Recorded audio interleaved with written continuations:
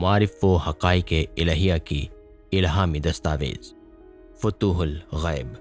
حاضرین و ناظرین، یہ کتاب ہم نے پوری کوشش کی ہے کہ لفظ بلفظ جو فتوح الغیب میں لکھا ہے اسے آپ کے سامنے پیش کیا جائے، مگر پھر بھی کوئی بھول ہو گئی ہو تو ہم پیران پیر غوث اعظم دستگیر کی بارگاہ میں معافی کے طلبگار ہیں، اور آپ سے درخواست ہے کہ آپ اصل کتاب سے ملا لیں، چونکہ یہ کتاب کافی گہرائی میں معنی رکھتی ہے، لہٰذا آپ اپنے پیر و مرشد سے بات کر کے بات سمجھ لیں۔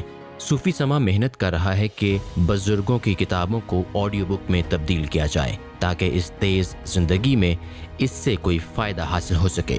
ہدایت دینے والی صرف اللہ کی ذات ہے، اور ہم دعا کرتے ہیں کہ حضور کائنات محمد مصطفیٰ صلی اللہ علیہ وآلہ وسلم کے صدقے اللہ آپ کے دلوں کو ایمان سے روشن کرے اور اس دین اور دنیا میں کامیاب کرے، آمین۔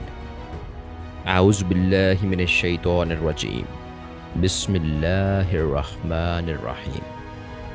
اللہم صلی علی سیدنا و مولانا محمد وعلی آلہ سیدنا و مولانا محمد وبارک وسلم۔ مقالہ نمبر 19، ایمان کے درجات۔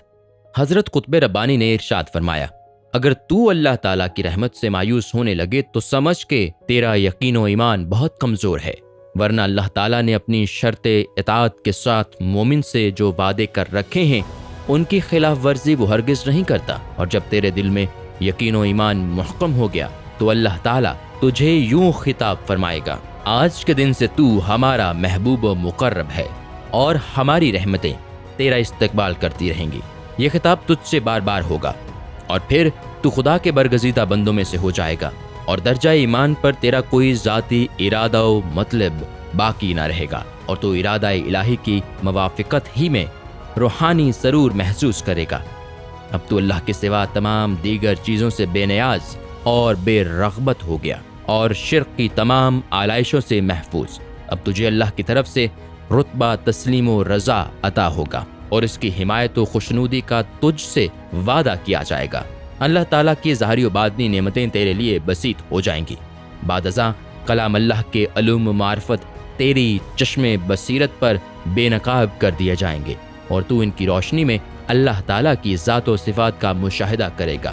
پھر پہلے وعدہ الہی سے دوسرے وعدہ الہی کی جانب منتقل ہونے والے جو مدارج و نازل ہیں ان سے تجھے آگاہ کیا جائے گا، اور تیری تجلیات باطن میں اضافہ کیا جائے گا۔ تجھے خدا تعالیٰ کی طرف سے شرح صدر عطا ہوگی، اور تیرے کلام کو مامور حکمت کیا جائے گا۔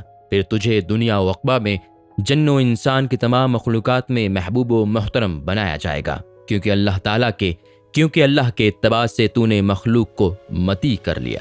اللہ کی محبت مخلوق کی محبت کی ضامن ہے، اور اس کا قہر مخلوق میں بغض پیدا کرتا ہے۔ پھر دنیا میں تو نے چیزوں کی خواہش جستجو کی ہوگی، اور وہ تجھے نہ ملی ہوں گی، تو ان کا عمدہ سے عمدہ معاوضہ تجھے آخرت میں دیا جائے گا۔ تجھے اللہ تعالیٰ کا قرب نصیب ہوگا، اور جنت الماوا کی تمام برگزیدہ نعمتیں تجھے عطا کی جائیں گی۔ اگر تو نے دنیا فانی میں رہتے ہوئے نفس کی لذات و شہوات سے اجتناب کیا اور خالصتاً اپنے معبود برحق ہی کو اپنا قبلہ مقصود بنایا، تو اس جذبہ توحید کی برکت سے تجھے اللہ تعالیٰ دنیا میں بھی اپنی جائز و حلال نعمتوں سے وسعت کے ساتھ فیضیاب فرمائے گا، اور عقبہ میں بھی تجھے موحدین و صالحین کے ساتھ بلند درجات عطا فرمائے گا، جیسا کہ ہم نے پہلے بیان کیا۔